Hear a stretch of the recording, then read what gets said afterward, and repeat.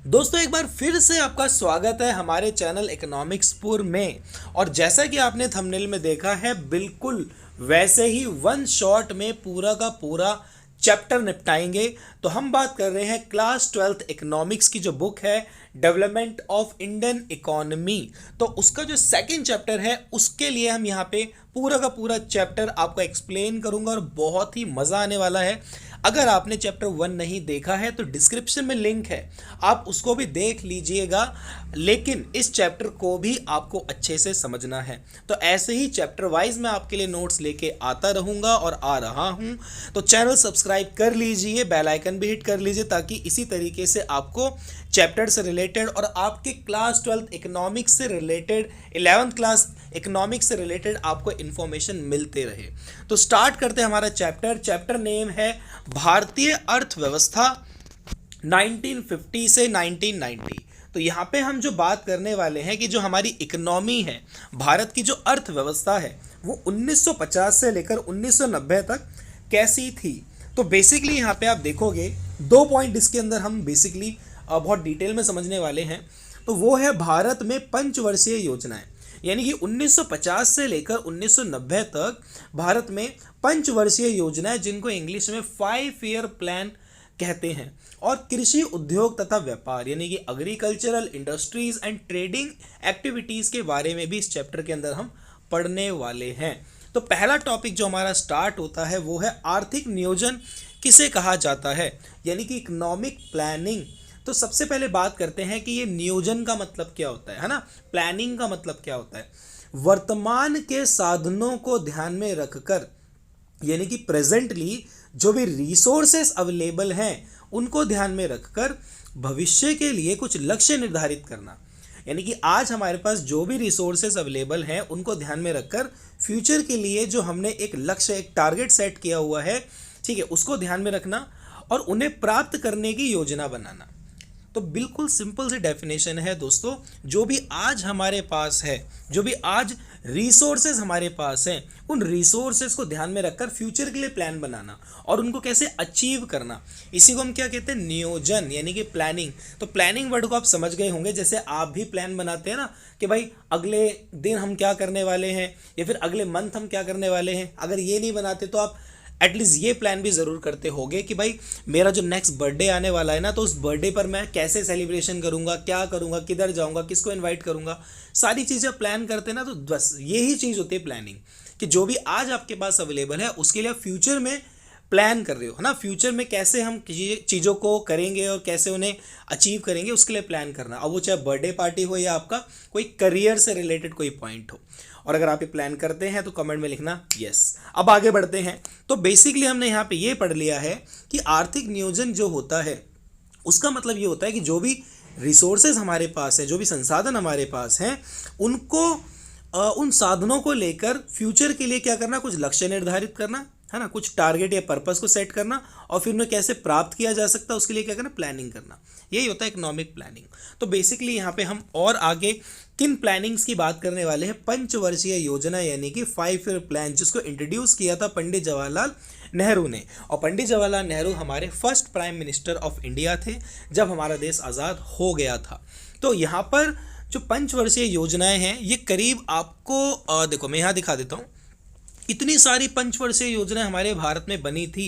पहली पंचवर्षीय योजना 1951 से 56 के बीच में बनी थी, ठीक है। तो ऐसे करते करते करते करते 1 2 3 4 5 6 पूरी 12 की 12 पंचवर्षीय योजनाओं को बनाया गया और लास्ट 2017 तक ये पंचवर्षीय योजनाएं चली। तो हर योजना का अपना एक अलग पर्पस था मेरे दोस्त, यानी कि पहली पंचवर्षीय योजना का अलग पर्पस है, दूसरी का अलग पर्पस है। तो ऐसे ही हर एक पंचवर्षीय योजना का जो पर्पस है वो सेपरेट था, अलग था। अच्छा, पंचवर्षीय योजना क्यों बोल रहे हैं, जैसे कि आप देख पा रहे हैं कि भाई जो पंचवर्षीय योजना है ना, उसमें एक नाम आ रहा है ना, वो नाम क्या है, पंचवर्षीय। पंच यानी कि 5, ठीक है, पंच का मतलब 5। तो यानी कि 5 साल के लिए जो प्लान किए जाते हैं उन्हीं को क्या कहते हैं, पंचवर्षीय योजना। एग्जैक्टली तो इसीलिए इसको पंचवर्षीय योजना या 5 ईयर प्लान कहा जाता है। तो इनको हम डिटेल में समझेंगे। ये एक मैंने आपको एक झलक दिखा दी कि 12 की 12 क्या क्या प्लानिंग्स होती हैं। चलो इसके बारे में थोड़ा सा और हम डिटेल में समझते हैं कि ये 5 ईयर प्लान क्या थे और इनमें क्या चीज़ें थी। तो नियोजन की प्रक्रिया के अंतर्गत भारत में योजनाओं का निर्माण किया गया। तो जैसे मैंने अभी आपको बताया कि इंडिया में, है ना, नियोजन किया गया। नियोजन अभी हमने पढ़ा था ना, प्लानिंग्स, तो हमने प्लानिंग्स की और उन्हीं प्लानिंग्स में हमने क्या बनाए, पंचवर्षीय योजनाएं। पंचवर्षीय योजनाओं से अभिप्राय 5 सालों के लिए देश के विकास से संबंधित लक्ष्य निर्धारित करना, जैसा कि अभी हमने देखा था। तो आपको क्लैरिटी हो गई होगी कि किन 5 सालों की या किन 5 ईयर प्लान्स की बात हो रही है। ठीक है, तो उन्हें प्राप्त करने के लिए योजना बनाना, यही पंचवर्षीय योजना है। और इन लक्ष्यों को अगले 5 साल के लिए बनाया जाता है, इसलिए इन्हें पंचवर्षीय योजना कहा जाता है। अगेन इन पंचवर्षीय योजनाओं का निर्माण करने के लिए एक योजना आयोग का गठन किया गया। अब देखो, सिंपल सी बात है ना, अगर हमें देश में पंचवर्षीय योजनाएं बनानी है तो इन पंचवर्षीय योजनाओं को बनाने के लिए एक डिपार्टमेंट भी तो होना चाहिए ना, एक योजना आयोग होना चाहिए। अभी योजना आयोग क्या है, आपके सामने यहाँ पर एक बिल्डिंग आप देख पा रहे होंगे, है ना, ये उसका मेन गेट है। ठीक है, और यहाँ देखो क्या लिखा है, योजना आयोग, योजना भवन। ठीक है, योजना भवन, योजना आयोग एक ही बात है, कंफ्यूज मत होना। तो ये जो योजना भवन का मेन गेट आप देख रहे हो, पीछे आप ये जो बिल्डिंग देख रहे हो, इस योजना आयोग को, इस डिपार्टमेंट को ये काम दिया गया था कि भारत के लिए आप क्या करो, योजनाएं बनाओ। और उन्हीं योजनाओं के अंतर्गत इंडिया के लिए, भारत के लिए क्या बना दी गई, पंचवर्षीय योजनाएं। ठीक है, यानी कि 5 ईयर प्लान्स को बनाया गया। तो ये तो आप समझ गए कि 5 ईयर प्लान्स को किसने बनाया, योजना आयोग ने बनाया। तो यहाँ पे जो योजना आयोग है, इसका गठन कब किया गया, गठन का मतलब होता है कि ये कब स्टैब्लिश हुआ। ये जो योजना आयोग है, ये कब आया, तो ये 1950 में आया और इसके जो अध्यक्ष हैं वो देश के प्रधानमंत्री थे उस वक्त। ठीक है, तो वो कौन थे, पंडित जवाहरलाल नेहरू। और आज भी इसके अध्यक्ष कौन है, प्रधानमंत्री। तो जो अभी हमारे प्रधानमंत्री है वो नरेंद्र मोदी। तो इस तरीके से 5 ईयर प्लान्स इंट्रोड्यूस हुए। और थोड़ा सा इसमें हम समझेंगे तो यहाँ पर पहला पॉइंट आता है, भारत के अंदर विकास करने की आवश्यकता को देखते हुए नियोजित व्यवस्था को अपनाया गया। हमें क्या करना है, देश के अंदर डेवलपमेंट करना है ना भाई। जब अंग्रेज यहाँ से गए थे तो उन्होंने पूरे इंडिया को ना अच्छी तरीके से चूस लिया था, है ना, पूरे संसाधनों को, रिसोर्सेज को अच्छी तरीके से अपने काम में लिया, इंडिया का बहुत फ़ायदा उठाया। तो आज़ादी के बाद हमें क्या करना था, अपने देश का डेवलपमेंट करना था। तो उसके लिए हमें क्या करना पड़ेगा, कुछ व्यवस्थाएं करनी पड़ेंगी ना, कुछ प्लानिंग करनी पड़ेगी। तो उसी के लिए योजना आयोग बनाया गया। योजना को बनाने और उनका आकलन करने के लिए सरकार को योजना आयोग का गठन करना पड़ा। अच्छा, इसकी प्रॉपर डेट आप देख लीजिए, 15 मार्च 1950 को इसकी स्थापना हुई थी। और इसका मुख्य उद्देश्य क्या है, देश के अंदर जितने भी संसाधन हैं, ठीक है, उनको ध्यान में रखते हुए उन्हीं संसाधनों को लेकर फ्यूचर के लिए क्या करना, प्लान्स करना, प्लानिंग करना, ताकि हमारा देश क्या हो, तेजी से विकास कर सके। तो इसके लिए योजना आयोग बनाया गया। अच्छा, नीचे कुछ और पॉइंट्स आप यहाँ पे देख पा रहे होंगे। यहाँ पे कुछ कमियों की बात हो रही है। किन कमियों की बात हो रही है, योजना आयोग की ही कमियों की बात हो रही है। अब देखो, योजना आयोग तो बन गया, लेकिन ऐसा तो नहीं है ना कि यार ये योजना आयोग जो बना है तो शुरू से लेकर एंड तक इसके अंदर सारी चीज़ें बिल्कुल वैसे ही हो रही होंगी जैसा सोचा गया होगा। ऐसा भी नहीं हो सकता, कुछ ना कुछ कमियां रह गई होंगी। तो दैट्स वाई अब इसकी हम कमियां पढ़ेंगे। तो कमियां क्या हैं, पहली कमी है, योजना आयोग में मुख्य रूप से केंद्र सरकार का प्रभाव था, है ना। सरकार 2 प्रकार की होती है, अगर आपको पता होगा, नहीं पता तो मैं बता देता हूँ, है ना। गवर्नमेंट के लेवल्स होते हैं, एक सेंट्रल गवर्नमेंट होती है, ठीक है, और सेंट्रल के अलावा एक होती है स्टेट गवर्नमेंट, ठीक है। सेंट्रल गवर्नमेंट में जैसे प्रधानमंत्री इसको कंट्रोल करता है, स्टेट गवर्नमेंट में अलग अलग सीएम होते हैं। तो यहाँ पर जो बात हो रही है वो केंद्र सरकार की बात हो रही है, केंद्र सरकार यानी कि सेंट्रल गवर्नमेंट की बात हो रही है। तो जो योजना आयोग है इसमें मुख्य रूप से केंद्र सरकार का प्रभाव था और सभी योजनाएं केंद्र सरकार के द्वारा बनाकर राज्यों पर थोप दी जाती थी। तो ये बात भी अच्छी नहीं है यार, यहाँ पे जब सेंट्रल गवर्नमेंट ही सारी की सारी प्लानिंग करेंगी और स्टेट गवर्नमेंट के ऊपर थोप देंगी तो ये भी अच्छा नहीं था। तो ये इसकी कमी थी। राज्यों का प्रतिनिधित्व ना होने के कारण राज्यों के लिए उन योजनाओं को लागू करना मुश्किल भी होता था। अब देखो, सेंट्रल गवर्नमेंट अब प्लानिंग कर रही है किसके लिए, स्टेट के लिए, और स्टेट की जो गवर्नमेंट है उनको ये बताया जाता है कि आपको इस प्लान को वहाँ पे इंट्रोड्यूस करना है या एग्जीक्यूट करना है, वहाँ पे लागू करना है।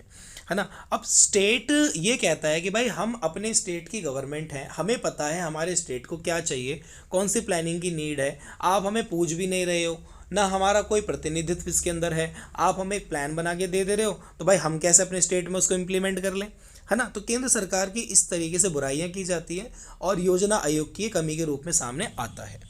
उसके बाद विभिन्न पार्टियों के बीच होने वाली राजनीति की वजह से भी योजनाओं को बनाने और लागू करने में समस्याएं आती है, और ये तो फैक्ट है ना। अब जैसे मान लो जो बीजेपी पार्टी है, ठीक है, या कांग्रेस पार्टी है या आम आदमी पार्टी है। अब देखो, जो बीजेपी का पर्पज़ होगा वो आम आदमी का पर्पज़ नहीं होगा। ये पार्टी अलग सोच हिसाब से चलती है और ये पार्टी का जो एजेंडा है वो अलग है। ऐसी कांग्रेस पार्टी का एजेंडा अलग होगा। तो अलग अलग पार्टीज अलग अलग तरीके से प्लान्स कर दिए तो उसमें मिसमैच हो जाता है, ठीक है। फिर आता है राज्यों में संसाधनों का आवंटन करने में समस्या आती है। अब यहाँ पे एक शब्द सुनकर आप घबरा गए होंगे कि भैया आवंटन क्या होता है, तो पहली बार सुन रहे हैं। आवंटन का मतलब होता है डिस्ट्रीब्यूशन, ठीक है। संसाधनों को कहाँ पे कैसे खर्च करना है ना। संसाधन यानी जो हमारे देश में रिसोर्सेज अवेलेबल है ना। रिसोर्सेज का मतलब क्या होता है, जो भी संसाधन है, जैसे कि ज़मीनें हैं ना, लैंड हो गया, लेबर हो गया, ठीक है, या मनी हो गया, ये सब संसाधन होते हैं जिससे प्रोडक्शन किया जाता है। तो देश के अंदर जितने भी संसाधन हैं, ठीक है, चाहे वो एजुकेशन से रिलेटेड हो, हेल्थ से रिलेटेड हो या एम्प्लॉयमेंट से रिलेटेड हो, उनको किस तरीके से इस्तेमाल करना है, ठीक है, इसमें समस्याएं आती हैं। तो ये योजना आयोग कहीं ना कहीं इनको ठीक तरीके से नहीं कर पा रहा था, तो ये उसकी कमियां थी।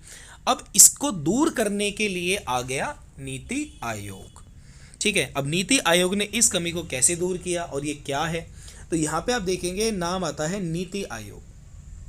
जो ये नीति आयोग है, इंग्लिश में भी इसको नीति ही कहते हैं, लेकिन नीति की यहाँ पे एक फुल फॉर्म है मेरे दोस्त, national institution for transforming India. तो ये जो NITI, इन सबको मिलाकर क्या बनता है, नीति। तो यहाँ पे आ गया नीति आयोग। और ये जो नीति आयोग है ना, ये अलग नहीं है, कि वो ही योजना आयोग है जो आप अभी ऊपर पढ़ रहे थे।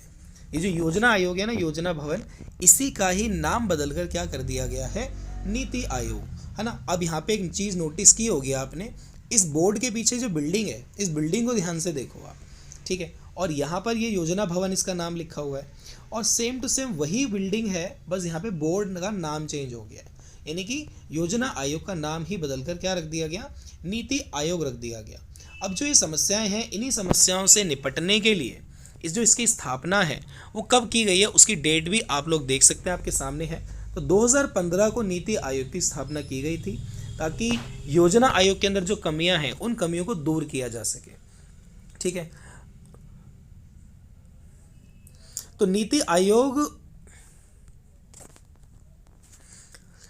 आयोग में योजना आयोग की तरह संसाधनों का आवंटन आयोग द्वारा नहीं किया जाता, बल्कि अब ये जिम्मेदारी देश के वित्त मंत्रालय को दे दी गई है। यानी कि जो संसाधनों का आवंटन है या बंटवारा है या संसाधनों को कैसे इस्तेमाल करना है देश में, ये जिम्मेदारी अब किसको दे दी गई है, हमारे वित्त मंत्रालय को, ठीक है। जो फाइनेंस से रिलेटेड मिनिस्ट्री है उसको दे दी गई है। तो जिससे ये जो प्रॉब्लम है ये सॉल्व हो गई है या ख़त्म हो गई है। और आगे पढ़ते हैं इसमें।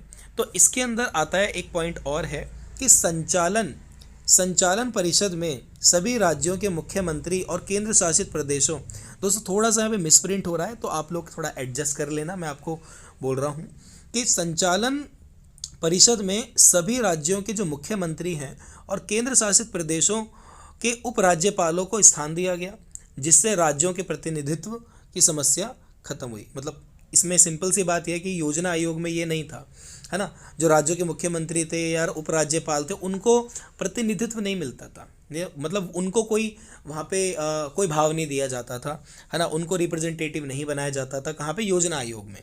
लेकिन नीति आयोग करता है इस चीज़ को, ठीक है, उनको प्रतिनिधित्व देता है, तो इससे उनकी समस्या खत्म हुई। अब जो ये नीति आयोग है इसकी क्या संरचना है, ठीक है। तो सिंपल सा वही है, अभी हमने पढ़ा था जो योजना आयोग था उसका भी अध्यक्ष कौन था, प्रधानमंत्री। तो नीति आयोग का प्रधानमंत्री रहेगा ना, बस नाम ही तो चेंज हुआ है।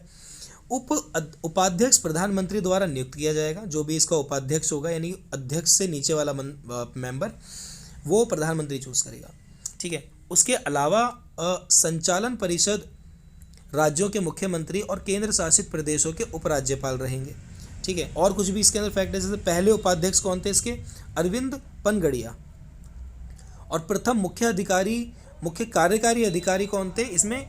सीईओ सिंधु श्री खुल्लर।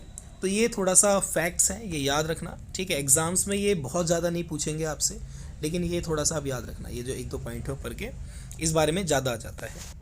अब आता है भारत में नियोजन की आवश्यकता ही क्या है, हमें क्यों प्लानिंग्स करनी है ना दोस्तों। यहाँ पे जो शब्द आ रहा है ना नियोजन, इसका मतलब क्या है? प्लानिंग। तो हमें क्यों प्लानिंग करनी है, भारत में प्लानिंग की नीड क्या है?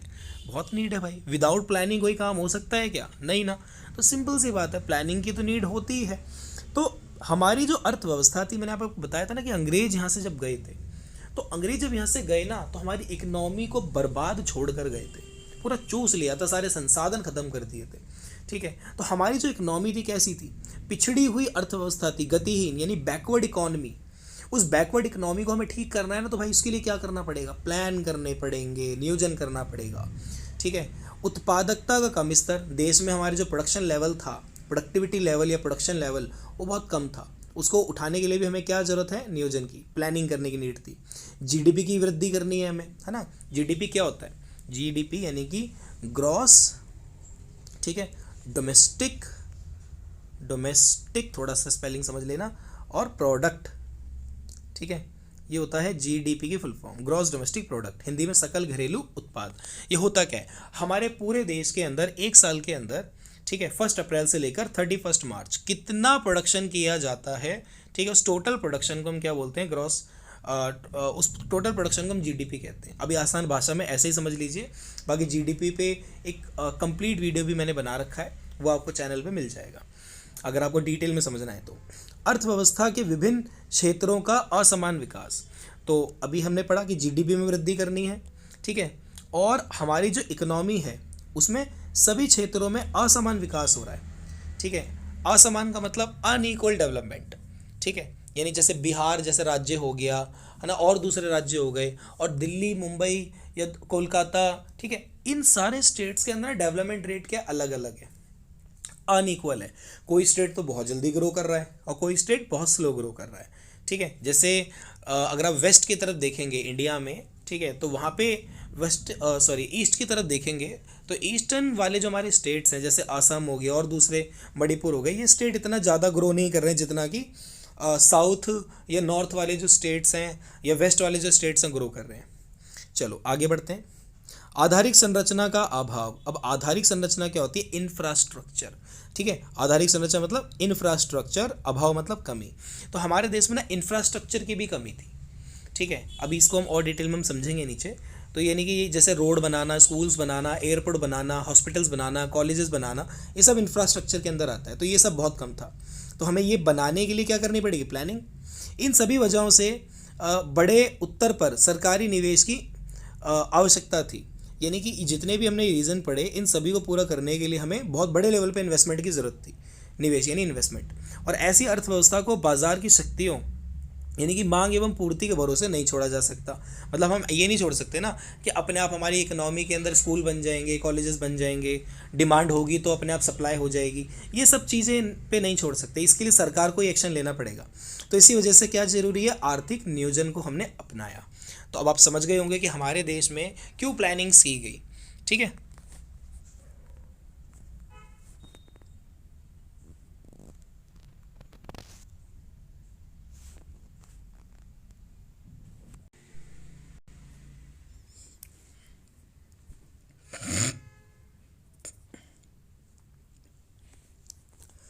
दोस्तों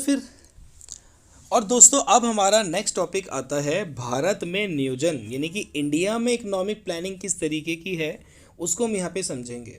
दोस्तों देखो, इकोनॉमी का क्या मतलब होता है ये मैंने आपको अपने पिछले वीडियोस में भी बताया है। अगर आपने वो वीडियोस नहीं देखे हैं तो डिस्क्रिप्शन में मैं उनके लिंक मैंने दिए हुए हैं, वहाँ से आप देख सकते हैं।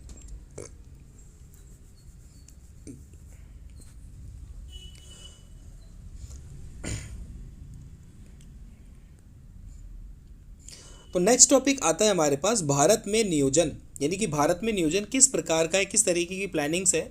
तो उसके लिए यहाँ पे डिपेंड करता है कि हमारी जो इकोनॉमी है, ठीक है, वो किस टाइप की है। जिस टाइप की इकोनॉमी होती है उसी टाइप से ही या उसी तरीके के ही प्लान्स बनाए जाते हैं, ठीक है, तो पहले हम इकोनॉमी के टाइप समझते हैं वो क्या होता है, और उससे पहले आपको ये पता होना चाहिए कि इकोनॉमी क्या होती है।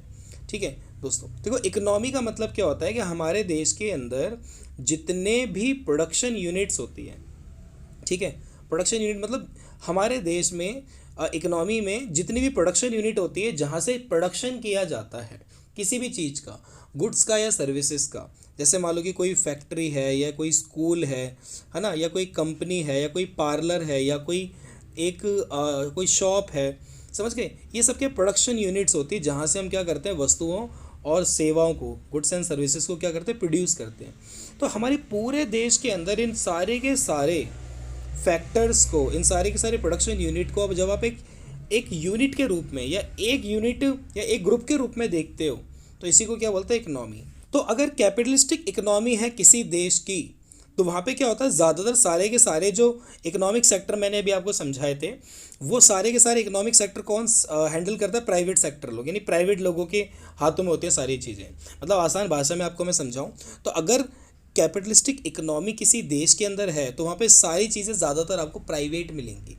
ठीक है, प्राइवेटली उनको हैंडल किया जाएगा। जैसे यूएसए के अंदर, ठीक है, अमेरिका के अंदर ज़्यादातर जितने भी सेक्टर्स हैं, चाहे वो स्कूल है, चाहे वो कॉलेज है, चाहे वो कोई कंपनी है या कोई फैक्ट्री है या कुछ भी है, ये सारी चीज़ें आपको ज़्यादातर क्या मिलेंगी, प्राइवेट मिलेंगी। ज़्यादा सेक्टर सारे प्राइवेट मिलेंगे। गवर्नमेंट सिर्फ एडमिनिस्ट्रेशन पे ध्यान देती है ज़्यादातर, ठीक है, यानी कि देश को चलाने पे ध्यान देती है। तो यहाँ पर जो आप टाइप्स ऑफ इकोनॉमी देख पा रहे हैं, यहाँ पे मैं कुछ डायग्राम्स है हमारे पास, उनके थ्रू और बेटर तरीके से आप समझ पाएंगे। इसको मैं यहाँ से हटा देता हूँ। तो हमारे पास, अबे भाई इसको मुझे इधर लगाना है, हाँ। तो यहाँ पर देखोगे कि हमारे पास जो कैपिटलिस्टिक इकोनॉमी है तो इसका एग्जांपल है यूएसए, यानी कि अमेरिका। यहाँ पे ज़्यादातर जो सेक्टर्स हैं ना वो प्राइवेट हैं। जैसे अमेरिका के अंदर ज़्यादातर सेक्टर क्या है, प्राइवेट है ना। सेक्टर मतलब जितनी भी चीज़ें हैं भाई, प्रोडक्शन सेक्टर, चाहे वो प्राइमरी सेक्टर का हो या सेकेंडरी का हो या टेरिटरी का हो, है ना। 3 प्रकार के सेक्टर होते हैं ना, प्राइमरी, ठीक है, सेकेंडरी और टेरिटरी, यानी प्राथमिक क्षेत्र, द्वितीयक क्षेत्र और तृतीयक क्षेत्र। इसमें क्या होता है, एग्रीकल्चर, इसमें क्या होता है, इंडस्ट्रियल सेक्टर, और ये कौन सा होता है, सर्विस सेक्टर, ठीक है, सर्विस सेक्टर सेवा क्षेत्र, ठीक है। इसमें एग्रीकल्चर से रिलेटेड सारी चीज़ें आती हैं। तो ये सब प्राइवेट सेक्टर के अंदर ही आता है। तो यहाँ पे हम समझ गए हैं कि जो कैपिटलिस्ट इकोनॉमी है इसके अंदर ज़्यादातर सारी चीज़ें क्या होती हैं, प्राइवेट लोगों के द्वारा कंट्रोल होती हैं, ठीक है। और ऐसे सोशलिस्टिक इकोनॉमी क्या होती है, इसमें ज़्यादातर सारी चीज़ें किसके थ्रू कंट्रोल होती है, सरकार के द्वारा, ठीक है, गवर्नमेंट कंट्रोल करती है। यानी अभी जिन सेक्टर्स की हम बात कर रहे थे ना, उसमें सब कुछ क्या देखेगी, सरकार देखेगी। यानी कि सारे school, colleges, factories, industries, companies, agriculture, सारी चीज़ों पे ज़्यादातर किसका कंट्रोल रहेगा, गवर्नमेंट का, ठीक है। इसका हम एग्जांपल क्या ले सकते हैं, रशिया, ठीक है। ये हालांकि रशिया में भी कहीं ना कहीं कैपिटलिज्म है थोड़ा बहुत, लेकिन वहाँ पे सोशलिज्म बहुत ज़्यादा है। और अगर आप 1991 से पहले की बात करेंगे ना, तो ये रशिया पूरी तरीके से क्या था, सोशलिस्ट था, ठीक है। ये प्राइवेटाइज को बिल्कुल भी सपोर्ट नहीं करता था, ठीक है। तो रशिया इसका एग्जाम्पल हो गया। अब इसके बाद हम बात करते हैं अब मिक्स्ड इकनॉमी की, ठीक है। तो मिक्स्ड इकनॉमी क्या है उसके ऊपर हम बात करेंगे। मिक्स्ड इकनॉमी ये होती है एक ऐसी इकनॉमी जहाँ पे कैपिटलिस्टिक और सोशलिस्टिक दोनों इकनॉमी के कैरेक्टरिस्टिक्स पाए जाते हैं, ठीक है, यानी कि दोनों इकनॉमी के गुण पाए जाते हैं, ठीक है। अगर मैं इसको बोलते हैं पूंजीवादी अर्थव्यवस्था, इसको कहते हैं समाजवादी अर्थव्यवस्था, और यह है मिश्रित अर्थव्यवस्था, ठीक है। तो जिस भी देश की मिश्रित अर्थव्यवस्था होगी ना, वहाँ पे गवर्नमेंट सेक्टर और प्राइवेट सेक्टर दोनों मिलेंगे आपको, जैसे कि इंडिया, ठीक है। तो इंडिया पता है ना, इसमें इंडिया में जैसे स्कूल्स और कॉलेजेस आपको गवर्नमेंट भी मिलेंगे और प्राइवेट भी मिलेंगे, ठीक है। हॉस्पिटल की बात करें तो हॉस्पिटल भी आपको प्राइवेट भी मिलेंगे, गवर्नमेंट भी मिलेंगे। तो ये मिक्स्ड इकनॉमी है। तो इस प्रकार की इकनॉमी है। तो किसी भी देश के अंदर अगर हम नियोजन की बात करें तो वो डिपेंड करता है कि भाई वहाँ पे किस टाइप की इकनॉमी है ना। वहाँ के जो सेक्टर्स हैं उनको प्राइवेट लोग ज़्यादा हैंडल करते हैं या गवर्नमेंट हैंडल करती है या दोनों मिलके हैंडल करते हैं, ठीक है। अब नेक्स्ट इसके बाद हम देखेंगे तो पूंजीवाद के ऊपर यहाँ पे थोड़ा सा और डिटेल में चीज़ों को बताया गया है। तो देखो, इसे बाजार अर्थव्यवस्था भी कहते हैं, पूंजीवादी को। कैपिटलिस्टिक की बात हो रही है ना, हिंदी में लिखा है, इंग्लिश में मैंने अभी आपको ऊपर समझाया। तो ये कैपिटलिस्टिक इकोनॉमी है, इसको मार्केट इकोनॉमी भी कहते हैं, ठीक है, बाजार अर्थव्यवस्था। और इस अर्थव्यवस्था में उत्पादन के सभी साधनों पर देखो निजी स्वामित्व होता है, निजी स्वामित्व, ठीक है, ये स्वामित्व लिखा है, थोड़ा सा मिसप्रिंट है। तो निजी स्वामित्व मतलब प्राइवेट लोगों का कंट्रोल होता है, ठीक है। तो इस इकोनॉमी का जो पर्पस भी होता है वो भी हम देखेंगे कि इसका क्या पर्पस है। तो दोस्तों देखो, इसका जो पर्पस है ना वो है प्रॉफिट मोटिव, यानी कि इस इकोनॉमी में ये चाहते हैं कि हमें ज़्यादा से ज़्यादा क्या हो, प्रॉफिट। और देखो ऑब्वियस सी बात है, अगर कोई प्राइवेट स्कूल है या प्राइवेट क्लिनिक है या प्राइवेट कॉलेज है, कोई भी है, वो आपसे ज़्यादा से ज़्यादा क्या कमाना चाहेगा, प्रॉफिट। उसको समाज सेवा थोड़ी ना करनी है, उसको तो अपने प्रॉफिट से लेना देना है, ठीक है। इसमें प्राइवेट प्रॉपर्टी राइट होते हैं, कंज्यूमर सोवरेनिटी ज़रूर होती है इसके अंदर। कंज्यूमर सोवरेनिटी का मतलब क्या होता है कि लोगों के पास पूरी आज़ादी है, मतलब वो जहाँ चाहे, जिससे चाहे, जैसा चाहे सामान या कोई भी चीज़ या सर्विसेज खरीद सकते हैं, उनके पास चॉइस है। अब जैसे प्राइवेट स्कूल्स हैं, आपके पास चॉइस है, अगर आपको ये स्कूल पसंद नहीं आ रहा तो किसी और में लिखवा लो, ठीक है। लेकिन गवर्नमेंट स्कूल में अगर आप जाओगे तो आपको हर जगह ऑलमोस्ट सेम फैसिलिटी ही मिलती है, ठीक है, और कई बार तो वहाँ पे आपको चॉइस भी नहीं मिलती है। तो ये सब चीज़ें होती हैं। उसके अलावा फ्रीडम ऑफ एंटरप्राइज, ठीक है, कंपटीशन बहुत होता है, मतलब इसमें एंटरप्राइज में फ्रीडम होती है, कोई भी मार्केट के अंदर आ सकता है, कंपटीशन होता है, और इनकम इनइक्वालिटी होती है इस सेक्टर के अंदर, हर किसी की इनकम सेम नहीं होती, ठीक है। अगर 10 प्राइवेट कंपनीज़ हैं और 10 की 10 प्राइवेट कंपनी सेम प्रोडक्शन करती हैं, ठीक है, जैसे मान लो कि क्या बोलते हैं, टूथपेस्ट की कंपनी है या साबुन की, सोप की कंपनी है, ठीक है, तो कितनी सारी सोप की कंपनीज़ हैं, क्या सबका प्रॉफिट सेम होगा, नहीं ना, सबकी इनकम इनइक्वल होगी। लेकिन गवर्नमेंट सेक्टर के अंदर क्या होता है, जो इनकम है उसमें इक्वालिटी देखने को मिलती है सेम पोस्ट पे, ठीक है। सरकार जिनको सेम पोस्ट पे रखते हैं तो सेम सैलरी पैकेज होता है उनका। तो यहाँ पे हम समझ चुके हैं कि जो उत्पादन के साधन हैं उस पर निजी लोगों का स्वामित्व होता है। मेन इनका जो मोटिव है वो क्या है, लाभ अधिकतम करण, यानी कि प्रॉफिट ज़्यादा से ज़्यादा कमाना, ठीक है। केवल लाभदायक वस्तुओं और सेवाओं का ही उत्पादन करना, सोसाइटी को क्या चाहिए उससे लेना देना नहीं है, हमें जिससे प्रॉफिट हो सकता है वो। और इसमें सरकार का हस्तक्षेप ना के बराबर होता है, गवर्नमेंट इंटरफेयर नहीं करती, ठीक है। सरकार तो ओपन छोड़ देती है कि भाई आप अपने लेवल पर अपने तरीके से काम करो, ठीक है। जितने भी प्राइवेट सेक्टर है उन सब की बात हो रही है, तो गवर्नमेंट्स में इंटरफेयर नहीं करती। हाँ, गवर्नमेंट इंटरफेयर तब करती है जब कुछ इलीगल हो रहा होता है, ठीक है, तो तब सरकार इसमें देखती है। गुण क्या है, इस व्यवस्था के अंतर्गत लाभ अधिकतम करण होता है और जीडीपी में वृद्धि होती है, ठीक है, क्योंकि प्रॉफिट मैक्सिमाइजेशन के की वजह से ज़्यादा प्रॉफिट आता है, उससे क्या होता है, देश की जीडीपी बढ़ती है ना। तो कंपटीशन में तो जीडीपी बढ़ेगी ही बढ़ेगी, तो जीडीपी बढ़ने का मतलब देश में प्रोडक्शन बढ़ रहा है। अब इसके कुछ अवगुण भी हैं, ठीक है, बुराइयां भी हैं। बुराई क्या है, ये संपूर्ण समाज इसमें हितों का ध्यान नहीं रखा जाता। भाई देखो, अगर कोई प्राइवेट स्कूल खुला है तो क्या वो सबके लिए होता है क्या, सोसाइटी में? नहीं ना, सबका ध्यान नहीं रखा जाता उसमें। तो जो बेसिकली अमीर या रिच कैटेगरी के लोग होते हैं उनके लिए वो प्राइवेट स्कूल खोले जाते हैं, ठीक है। अब जैसे स्टारबक्स है, ठीक है, स्टारबक्स के आप प्राइजेस देखोगे तो नॉर्मल जो लोग हैं वो उसको जल्दी से प्रेफर नहीं कर सकते या अफोर्ड नहीं कर सकते, तो वो एक लिमिटेड कैटेगरी लोगों के लिए एक ब्रांड हो गया या चीज़ हो गई। तो ऐसे ही समझ लो आप कि जो ये प्राइवेटाइज होता है ना, ये जो कैपिटलिस्ट इकोनॉमी होती है, इसमें जो प्राइवेट सेक्टर्स होते हैं उनका मेन पर्पस प्रॉफिट कमाना होता है, और उनकी एक टारगेट उनका कस्टमर होता है, सबके लिए नहीं रखते वो ध्यान में चीज़ें, है ना। ये केवल उन्हीं वस्तुओं का उत्पादन करते हैं जिससे उनको क्या हो, ज़्यादा से ज़्यादा लाभ हो, ठीक है। समाज के जो निम्न वर्ग होते हैं, यह निर्यन गलत लिखा है, निम्न वर्ग, ठीक है, निम्न मतलब छोटे, मैं यहाँ पे लिख देता हूँ निम्न वर्ग, ठीक है, यानी कि लोअर कैटेगरी की इसमें उपेक्षा की जाती है। उपेक्षा मतलब इग्नोर, ठीक है। सोसाइटी में जो लोअर कैटेगरी है, जिनकी इनकम लेवल बहुत ही लो है, प्राइवेट सेक्टर तो उनको पूछता भी नहीं है, क्योंकि ना उनके लिए कोई प्रोडक्ट बनाता है ना कुछ चीज़ें होती है, ठीक है। और उसके बाद इसमें बिना सामाजिक न्याय के विकास, मतलब ये इस चीज़ के ऊपर चलता है कि हमें डेवलपमेंट तो करना है, लेकिन सोसाइटी डेवलप हो रही है या नहीं हो रही है उससे हमें लेना देना नहीं है, हमें तो अपने प्रॉफिट से लेना देना है। तो इस सेक्टर की ये बुराइयां हैं, ये अवगुण हैं। इसके अलावा अगर हम समाजवादी की बात करें तो देखो, ये सोशलिस्ट इकोनॉमी है। सोशलिस्ट इकोनॉमी का तो मतलब आप समझ गए ना, जहाँ पे गवर्नमेंट की इन्वॉल्वमेंट आ गई, तो देश के जितने भी अंदर सेक्टर है ना, वो सब कुछ कौन हैंडल करेगा, गवर्नमेंट, ठीक है। तो इस प्रकार की व्यवस्था में उत्पादन के जो साधन होते हैं उनमें सरकार का स्वामित्व होता है, ये हमने अभी ऊपर समझा था अच्छा डिटेल में, ठीक है। और इसके अंदर समाज कल्याण के ऊपर ध्यान दिया जाता है ना, लाभ अधिकतम के ऊपर ध्यान नहीं देते, किसके ऊपर ध्यान देते हैं? समाज कल्याण के ऊपर, सोशल वेलफेयर के ऊपर ध्यान दिया जाता है। सोसाइटी में ज़्यादातर लोगों को क्या बोलते हैं, सुविधाएं पहुँचे।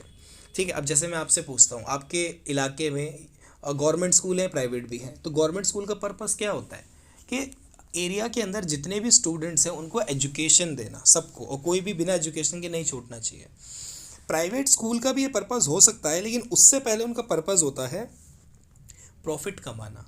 ठीक है, अगर आप फीस नहीं दोगे ना तो प्राइवेट स्कूल आपको घुसने भी नहीं देंगे स्कूल के अंदर, ये बात आप अच्छे से जानते हो। लेकिन गवर्नमेंट हमारे साथ ऐसा नहीं करती है, क्योंकि उनका पर्पस प्रॉफिट कमाना नहीं है, वो प्रॉफिट वो कहीं और से कमा लेंगे। उनको एजुकेशन में क्या करना है? वेलफेयर, ठीक है, कल्याण करना है, जो शिक्षा है वो सब तक पहुंचानी है। तो ये होता है गवर्नमेंट सेक्टर।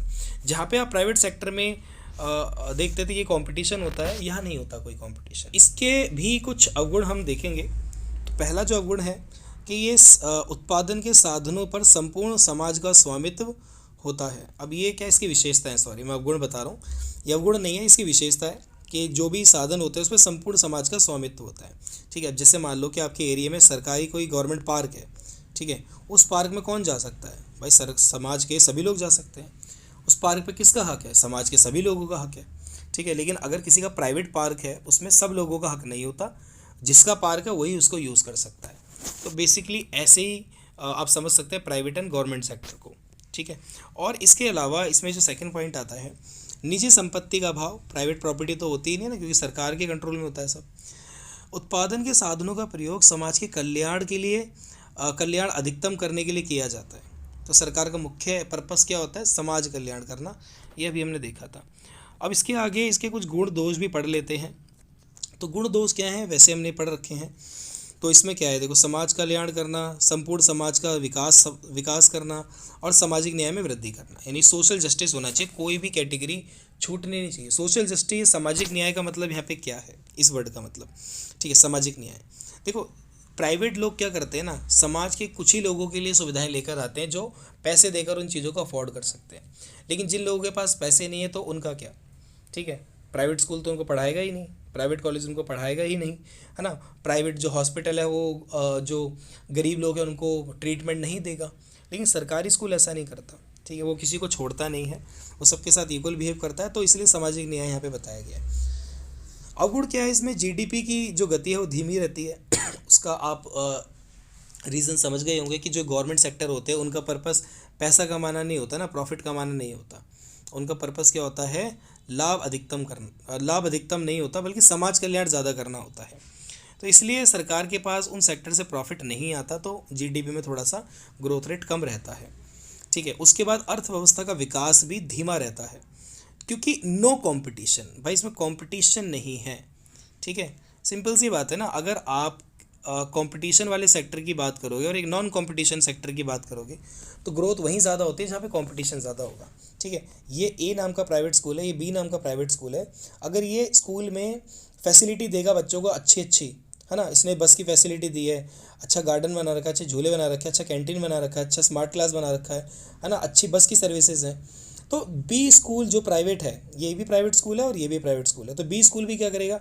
ये भी बस की फैसिलिटी देगा, स्मार्ट क्लास देगा, अच्छा गार्डन, कैंटीन, स्मार्ट क्लास, सारी चीज़ें देगा ये, बल्कि इससे बेस्ट देने की कोशिश करेगा ये बी वाला जो है। ठीक है, इनको देख के कोई सी स्कूल भी कंपटीशन में चीज़ें करेगा, तो वहाँ पे क्या होता है? डेवलपमेंट बढ़ जाएगा, ये अपने स्कूल को और बेटर बनाएंगे ज़्यादा अच्छी क्वालिटी देने के लिए। ठीक है, लेकिन गवर्नमेंट सेक्टर के अंदर ना मेरे दोस्त ये सब चीज़ें देखने को नहीं मिलती, ये बहुत रेयर होती है। यानी कि दो गवर्नमेंट स्कूल आपस में बहुत रेयर कंपटीशन करते हैं। ठीक है, तो यही इसके अंदर प्रॉब्लम है। भ्रष्टाचार देखने को मिलता है, वो आपको पता ही है। ठीक है, भ्रष्टाचार का मतलब कि जो हमारे सरकारी जो एम्प्लॉयज़ होते हैं वो अपना काम ईमानदारी से नहीं करते। इसके बाद हम बात करते हैं मिश्रित अर्थव्यवस्था।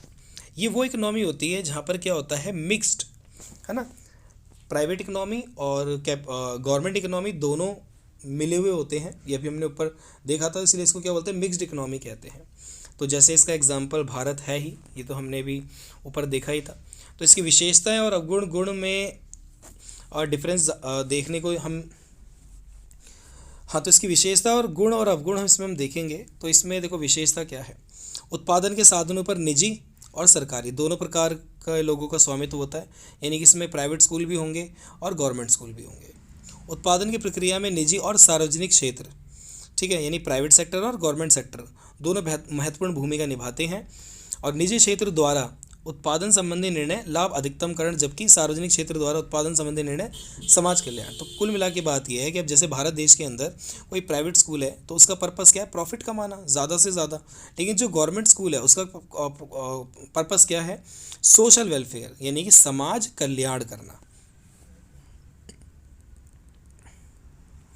तो गुण क्या है इसके, देखो गुण वही है कि समाज, इस प्रकार की अर्थव्यवस्था में पूंजीवाद और समाजवाद दोनों के गुण उपस्थित होते हैं। तो दोनों कैटेगरी के लोगों को सुविधाएं होती है। पूंजीवादी कहीं ना कहीं अमीर लोगों को सेटिस्फाई कर रहा होता है, और जो समाजवादी अर्थव्यवस्था है वो कहीं ना कहीं गरीब और मिडिल क्लास को सेटिस्फाई कर रही होती है ना।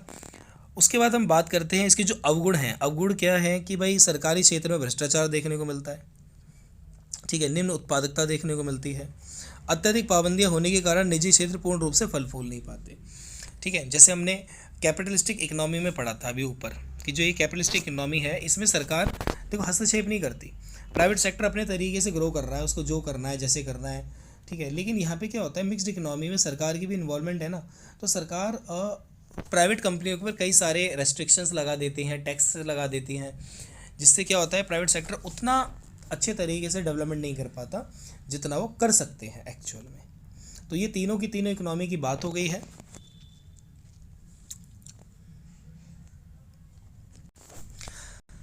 अब बात करते हैं, हमारा नेक्स्ट टॉपिक है भारत में पंचवर्षीय योजनाएं, यानी कि ऐसी योजनाएं जो 5 साल के लिए बनाई गई थी। तो अभी इसके बारे में भी हमने ऊपर बात करी थी, वही टॉपिक यहाँ पर अब थोड़ा डिटेल में है, क्योंकि इसमें जो क्वेश्चंस हैं वो कई सारे क्वेश्चंस डिटेल में बन के आते हैं। मैं आपको बता दूं 12 की 12 जो पंचवर्षीय योजनाएं हैं उनको पूरा डिटेल में आपको पढ़ने की कोई ज़रूरत नहीं है। शुरू की 2-3 पंचवर्षीय योजनाएं आप ठीक से समझ लो, ठीक है, उससे ही ज़्यादातर क्वेश्चन आ जाते हैं। तो पहली जो पंचवर्षीय योजना थी 1951 में शुरू हुई थी और 66 तक चली थी। सॉरी, ये डेट गलत है, 1951 में शुरू हुई थी, ठीक है, ये डेट गलत है।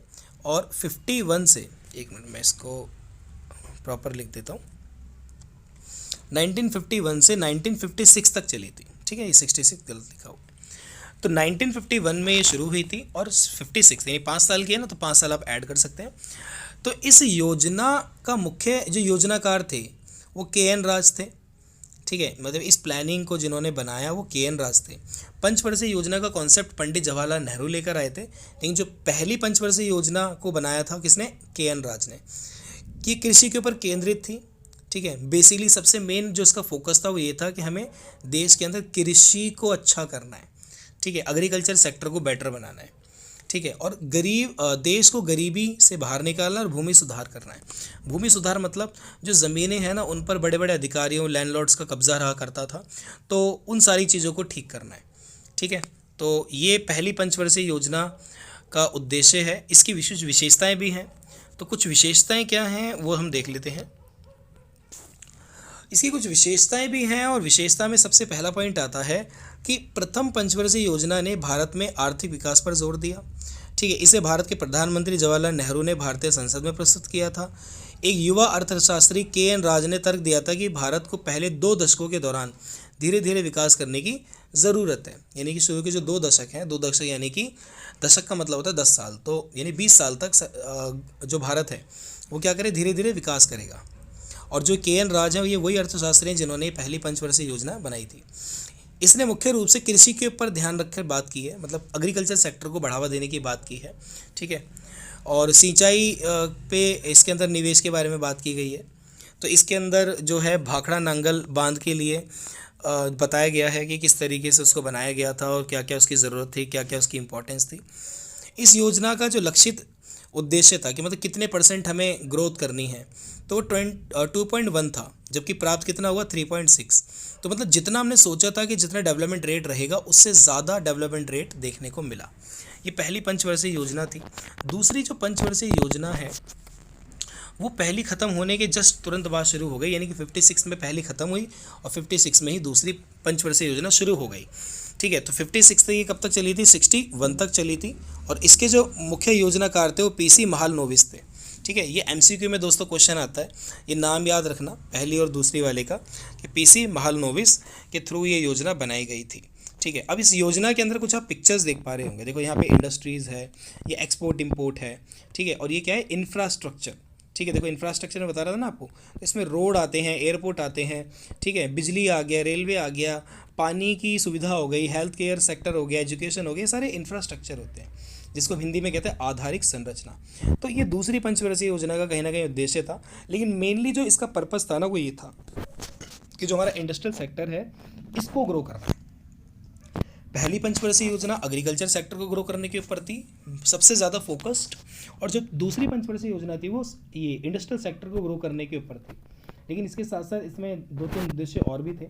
तो इसके पर्पस देखो, बड़े बड़े उद्योगों का क्या करना है, विकास करना है, ठीक है, उसके अलावा देसी उद्योगों को बढ़ावा देना है, आयात को कम करना और निर्यात को बढ़ाना है ना। आयात क्या होता है, जब हम किसी दूसरे देश से अपने देश में कोई चीज़ खरीदते हैं तो उसको आयात कहते हैं, यानी कि इम्पोर्ट।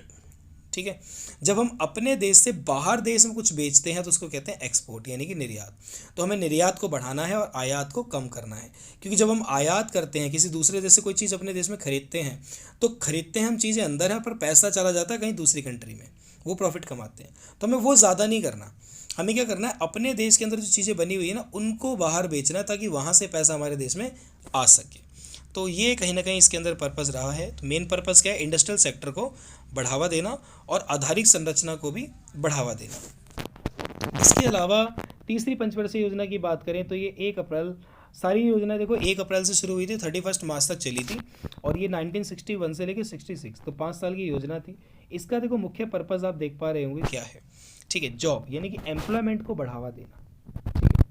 तो उद्देश्य क्या है इसका, उद्देश्य के पर अगर हम बात करें तो देश को खाद्यान्न उत्पादन में आत्मनिर्भर बनाना, यानी हमारे पास इतना फूड होना चाहिए, ठीक है, कि हम क्या बन जाए, क्या बोलते हैं उसको, सेल्फ डिपेंडेंट बन जाए, आत्मनिर्भर बन जाए। ठीक है, इसके साथ साथ एम्प्लॉयमेंट यानी कि रोजगार में वृद्धि करनी है। तो इसका लक्षित वृद्धि यानी कि जो टारगेट था कि कितने % हमें सक्सेस में मिलेगी, वो 5.6 था, लेकिन जो हमें एक्चुअल में मिला वो कितना था, 2.4, यानी कि जितना सोचा था ना उतना नहीं मिल पाया। तो इसके अंदर ये कहीं ना कहीं असफलता रह गई।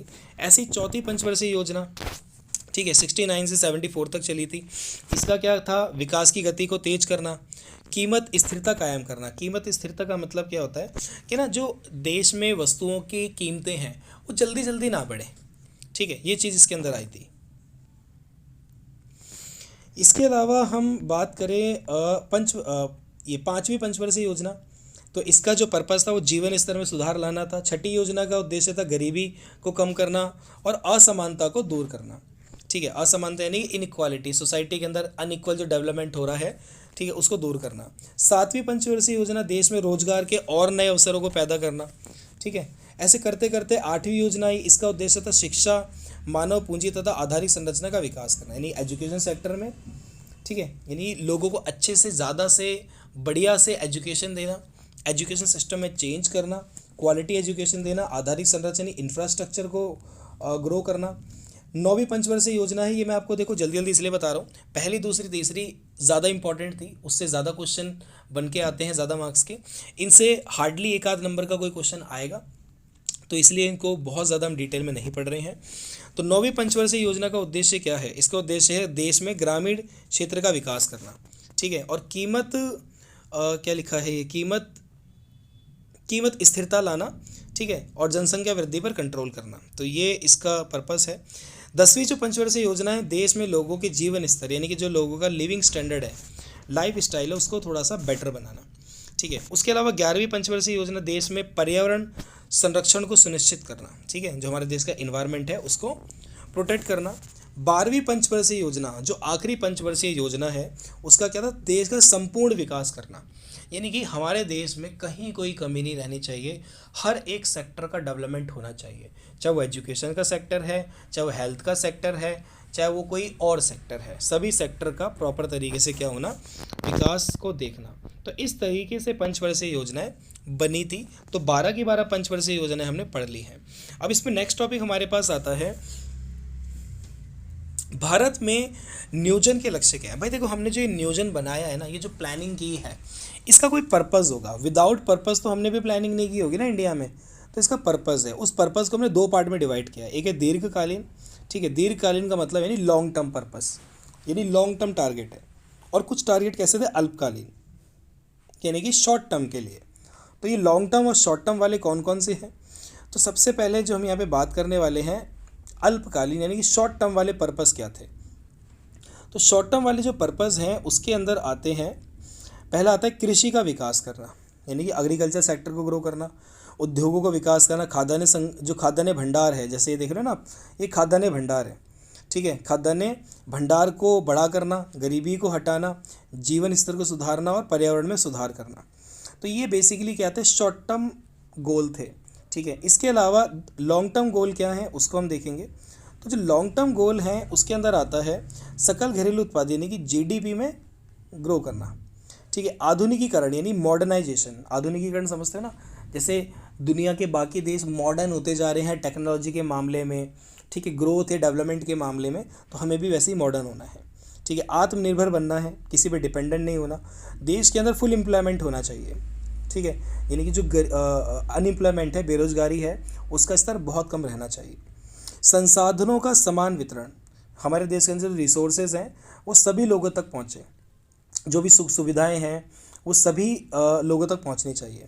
और समाज का कल्याण करना, यानी कि सोसाइटी का क्या करना है, कल्याण मतलब कि सोसाइटी में जो लोग हैं ना उनको वो सारी ज़रूरत उनकी पूरी हो जो उनकी बेसिक नीड है, जो उनके सर्वाइवल के लिए ज़रूरी है। जैसे उनको टाइम पर बिजली मिलती है, टाइम पर पानी मिलता है ना, हेल्थ फैसिलिटी टाइम पर मिलती है, एजुकेशन की फैसिलिटी अच्छी मिलती है। अगर समाज में सोसाइटी को ही अच्छे से मिल रहा है तो इसका मतलब समाज में क्या हो रहा है, समाज कल्याण यानी कि सोशल वेलफेयर। तो यहाँ पे आप देख सकते हैं ये सब इंफ्रास्ट्रक्चर और सोशल वेलफेयर के ही पार्ट हैं। तो ये सारी चीज़ों पर ध्यान दिया जा रहा है। ये देखो मोदी जी हमारे सूट बूट में। तो कहीं ना कहीं जो हमारे देश में दीर्घकालीन पर्पज़ है तो उसके लिए भी जो मोदी जी हैं वो लॉन्ग टर्म वाले प्लान बनाते हैं, ठीक है। अब यहाँ पे बात करते हैं कि 1991 तक हमारे देश में अपनाई गई भारतीय आर्थिक नीति की क्या विशेषताएं थी। देखो ये जो इकोनॉमिक प्लानिंग है ना ये 1991 में आई थी, मैं है ना थोड़ा सा इसको मैं और अच्छे से एक्सप्लेन करना चाहूँगा कि 1991 से पहले देखो 1947 में हम आज़ाद हुए और 1991 तक हमारे देश के अंदर यानी भारत में कौन सी इकोनॉमी थी, सोशलिस्ट, ठीक है। अभी जो हमने पढ़ा था जिसके अंदर क्या था, जिसके अंदर ये था समाजवादी अर्थव्यवस्था, जिसमें सारे फैसले कौन लेगी, ज़्यादातर गवर्नमेंट ही लेगी, सारे सेक्टर गवर्नमेंट के कंट्रोल में होंगे। तो हमारे देश में ये अर्थव्यवस्था थी, ठीक है। इसमें ये था कि हम दूसरे देशों से एक्सपोर्ट नहीं कर सकते, ज़्यादा इंपोर्ट नहीं कर सकते, ठीक है। तो ये सारी चीज़ें थी, इसमें नो कंपटीशन था। लेकिन क्या हुआ 1991 में, ठीक है, 1991 में हमने क्या किया, अपने देश के अंदर न्यू इकोनॉमिक पॉलिसी लेकर आए हम, न्यू इकोनॉमिक पॉलिसी।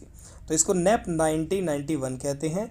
इसके अंदर हमने 3 तरीके की नीति को अपनाया था, एल, पी और जी, ठीक है। एल मतलब होता है लिबरलाइजेशन यानी कि निजीकरण, सॉरी पूंजी,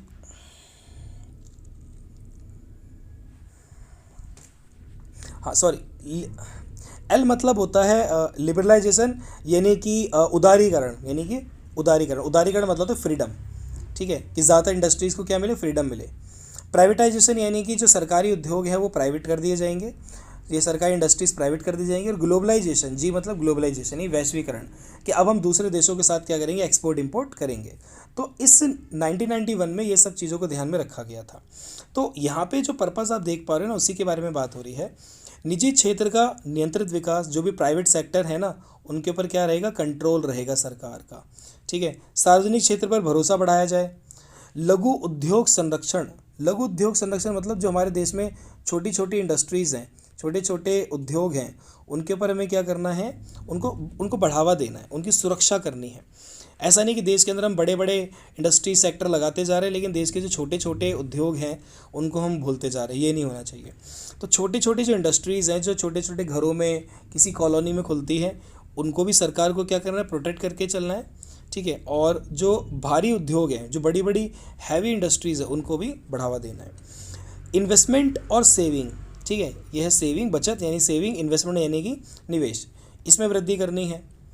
विदेशी प्रतियोगिता से संरक्षण, यानी कि दूसरी कंट्री से, फॉरेन कंट्री से जो प्रोडक्ट हमारे देश में आते हैं तो वो क्या करते हैं, हमारे देश के प्रोडक्ट से कंपटीशन करते हैं।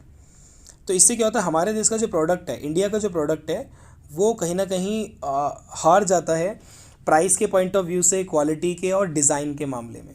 तो हमें उनसे भी कंपटीशन, उस कंपटीशन से हमें बचना है। हमें निर्यात बढ़ाना है, अपना आयात में कम करना है, ठीक है, आयात में कभी नहीं कमी, इसको कमी पड़ना, ठीक है। इसी तरीके से विदेशी पूंजी पर रोक, ठीक है, यानी कि जो ज़्यादातर जो हमारे देश का जो पैसा है, ठीक है, वो बाहर देश में चला जाता है, उस पर हमें कहीं ना कहीं क्या नाम है, रोक लगानी है।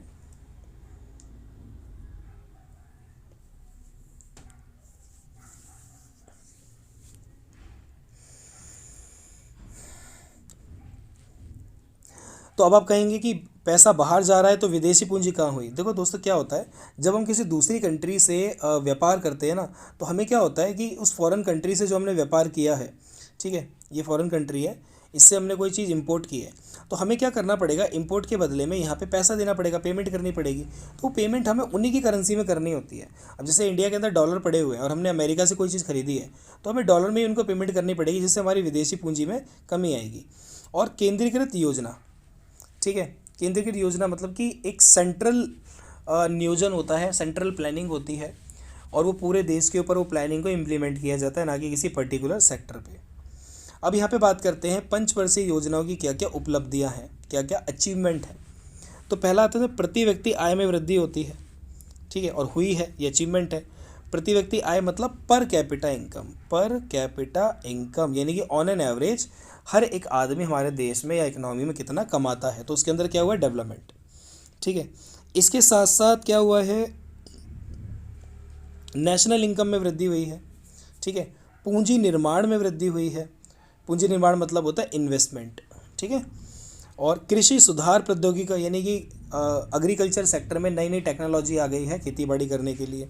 उद्योगों का विकास हुआ है, और अंतर्राष्ट्रीय स्तर पर जो हमारा ट्रेडिंग एक्टिविटी है, व्यापार है, वो भी विकसित हुआ है या अच्छा हुआ है, उसका भी स्वरूप बदला है।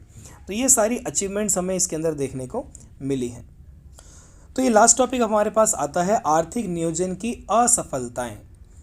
अब जैसे हमने सफलताएं पढ़ी ऊपर, कुछ असफलताएं भी रही होंगी ना, यानी कि क्या क्या किन किन चीज़ों में हम अनसक्सेसफुल रह गए इकोनॉमिक प्लानिंग में। मुद्रास्फीति में वृद्धि, मुद्रास्फीति क्या होती है, इन्फ्लेशन। इन्फ्लेशन का मतलब क्या होता है, महंगाई, ठीक है, तो महंगाई में वृद्धि होती चली गई है। बेरोजगारी संकट, हमेशा भारत पर अनएम्प्लॉयमेंट का संकट बना रहता है, ठीक है। उसके अलावा असमान विकास, हमने बोला था कि भाई जो इकोनॉमिक प्लानिंग है वो इसलिए करनी है ताकि देश के अंदर क्या हो, इक्वल डेवलपमेंट हो, लेकिन ऐसा नहीं हो रहा है ना। कुछ स्टेट तो बहुत अच्छे से ग्रो कर रहे हैं और कुछ स्टेट नहीं कर पा रहे हैं। अपूर्ण आधारिक संरचना, यानी कि जो इंफ्रास्ट्रक्चर है वो क्या है, आधा अधूरा ही रह गया है, ठीक है, मतलब प्रॉपर तरीके से इंफ्रास्ट्रक्चर पे काम नहीं हो रहा। अगर कहीं पे सरकार एजुकेशन को ठीक करने की कोशिश करती है तो इंडस्ट्रियल सेक्टर ख़राब हो जाता है, ठीक है, उसको ठीक करती है तो हेल्थ सेक्टर पे बात आ जाती है। तो ये चीज़ें प्रॉपर तरीके से सरकार हैंडल नहीं कर पा रही है, ठीक है। हम देखते हैं ना, हमें कहीं ना कहीं पानी की कहीं ना कहीं समस्या देखने को मिल जाती है, या बिजली की समस्या देखने को मिल जाती है, या महंगाई की समस्या देखने को मिल जाती है। तो ये सारी चीज़ें हो रही हैं। उसके अलावा आता है संसाधनों का असमान वितरण, यानी कि देश के अंदर जो भी सुख सुविधाएं हैं वो सभी लोगों तक पहुंचनी चाहिए, लेकिन वो प्रॉपर तरीके से नहीं पहुंच पाती। और सरकार कहीं ना कहीं गरीबी को दूर करना चाहती थी, तो इसमें भी कहीं ना कहीं जो ये प्लानिंग है वो कहीं ना कहीं नाकामयाब रही है। कुछ हद तक डेवलपमेंट हुआ है, चीज़ें बढ़ी हैं, लेकिन उतनी नहीं बढ़ी हैं जितना हम अपने आप को सेटिस्फाइड फील करें। तो ये लास्ट टॉपिक था चैप्टर का। तो आई होप इस चैप्टर को आपने अच्छे से समझ लिया होगा। इसका PDF लिंक मैं दोस्तों आपको डिस्क्रिप्शन में दे रहा हूँ, वहाँ से आप इसको डाउनलोड करके पढ़ सकते हैं, ठीक है। इसी तरीके के अमेजिंग वीडियोस पाने के लिए आप चैनल को सब्सक्राइब करें, अपने दोस्तों को भी शेयर करें, अपना प्यार बनाए रखें, ताकि इसी तरीके की वीडियोस आपको मिलते रहें। मिलता हूँ आपसे अगले वीडियो में। Bye bye and wish you all the very best.